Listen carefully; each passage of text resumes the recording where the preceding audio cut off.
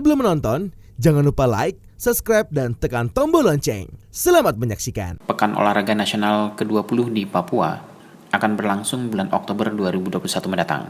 100 hari dari sekarang, perhelatan olahraga nasional 4 tahunan akan digelar di tengah pandemi COVID-19.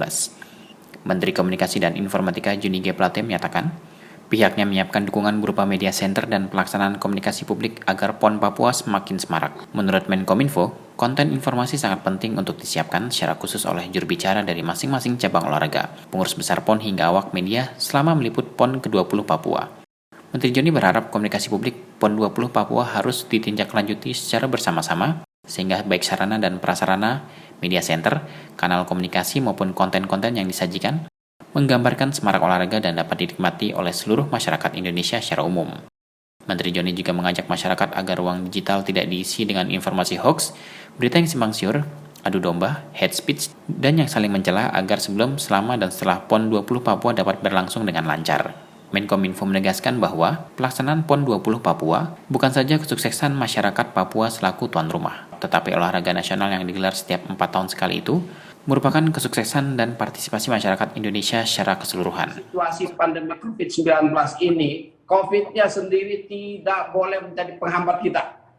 Kita harus buktikan bahwa COVID tidak akan bisa mencegah Indonesia dan PB PON Papua untuk melaksanakan kegiatan olahraga ini. Itu yang pertama. Dan untuk itu tentu persiapan Kominfo untuk memberikan dukungan kepada Kemenpora dan PB PON ini menjadi penting dan krusial di dua hal. Yang pertama pasti tadi adalah ICT infrastructure. Kita memang sedang mempersiapkan program besar-besaran pembangunan infrastruktur TIK untuk Papua.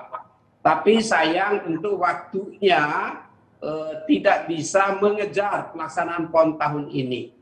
Namun untuk PON-nya sendiri kita akan mengambil seluruh langkah ya untuk memastikan tersedianya layanan telekomunikasi dan bandwidth yang cukup pre-event, during event, dan post-event PON dan Paralimpik di Papua.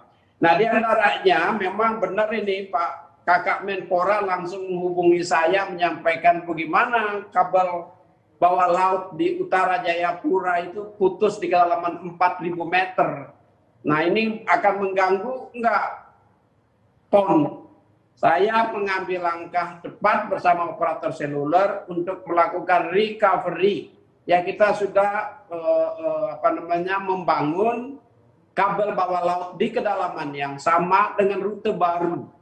Ya, dengan rute baru sehingga saat ini layanan telekomunikasi fiber optik data dari Indonesia Barat ke Papua dan dari Papua ke Indonesia belahan tengah dan barat itu sudah kembali normal seperti sebelum terjadi putusnya kabel bawah laut itu. Menteri Pemuda dan Olahraga Zainuddin Amali menyatakan, 100 hari menuju pelaksanaan PON 20 Papua. Menurutnya, pemerintah terus melakukan koordinasi dengan pihak-pihak terkait, baik dengan Komite Olahraga Nasional Indonesia, pengurus besar Pekan Olahraga Nasional, serta kementerian dan lembaga terkait untuk memastikan kesiapan olahraga nasional itu berjalan baik.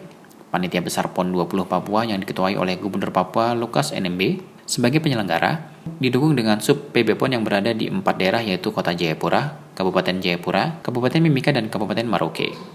Menurut Menteri Zainuddin Amali, jika tidak adanya sinkronisasi gerak atau komunikasi yang terputus baik antara pemerintah pusat dengan pemerintah provinsi dengan kabupaten atau kota, atau bahkan di level kementerian dan lembaga, hal itu akan mengganggu kesiapan pelaksanaan PON 20 Papua. Benar, sekarang ini tinggal waktu 100 hari dan kami koordinasi terus dengan KONI Pusat, dengan PB PON, kemudian juga dengan kementerian lembaga yang terkait. Nah, perlu diketahui bahwa yang menjadi pemain utama dari penyelenggaraan PON ini adalah PB PON. PB PON itu diketuai oleh Gubernur Papua. Kemudian ada sub-sub PB PON di 4 klaster. Ada di Kota Jayapura, ada Kabupaten Jayapura, kemudian juga ada Kabupaten Mimika dan Kabupaten Merauke. Nah, tentu ini harus bisa terkoordinasi dengan baik supaya hajatan besar kita, hajatan nasional yang menjadi agenda 4 tahunan dari olahraga nasional ini bisa berlangsung dengan baik.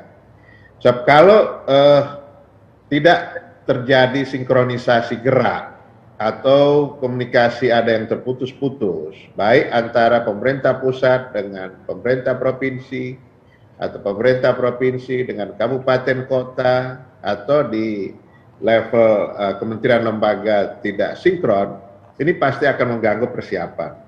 Itu yang paling penting bagi kami. Jadi persiapan-persiapan non-fisik seperti ini juga penting di samping kita mempersiapkan hal-hal yang bersifat fisik.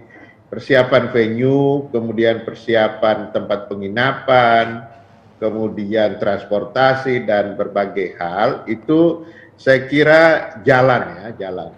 Mana yang menjadi tanggung jawab pemerintah pusat melalui pendanaan APBN, baik di Kemenpora maupun di Kementerian PUPR, Kemeninfo, kemudian di Kementerian Perhubungan dan lain-lain, saya kira itu sudah teralokasi.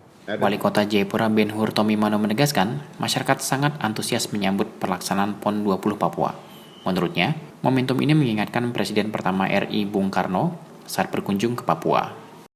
Selain mengingat kunjungan Bung Karno, Wali Kota Ben Hur Tomi juga mengaitkan kunjungan Presiden Joko Widodo di Kota Jayapura yang pada saat itu mengatakan sepak bola di Indonesia dimulai dari Papua dan gudang sepak bola pun ada di Papua. Menurut Wali Kota Jayapura, Papua akan menjadi tempat pelatihan nasional di Indonesia Timur dan menjadi kebanggaan prestasi olahraga secara nasional. Masyarakat Kota Jayapura sudah antusias untuk digelarnya PON 20 2021 di Papua. Saya ingat perkataan Bung Karno pada saat dia ada di Papua. Dia mengatakan bahwa membangun Indonesia itu harus dimulai dari Papua.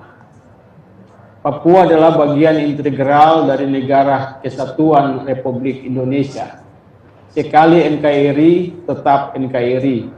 Sekali merah putih, tetap merah putih. Itulah yang membara di dalam diri orang Papua.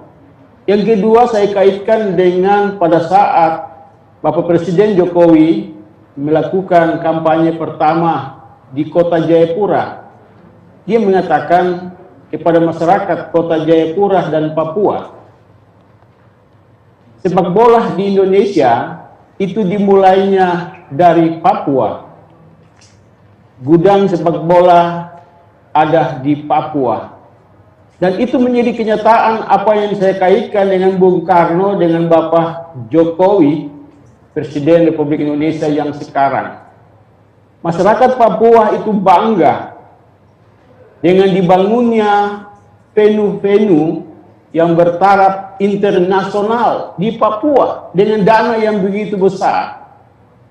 Dan Papua akan menjadi tempat pelatihan nasional di Indonesia Timur dan kebanggaan prestasi olahraga di Indonesia. Dan kita bangga Papua 10 provinsi di Indonesia yang bisa diberikan kepercayaan. Maka orang Papua mengatakan, torang bisa. Tim Eljon Media melaporkan.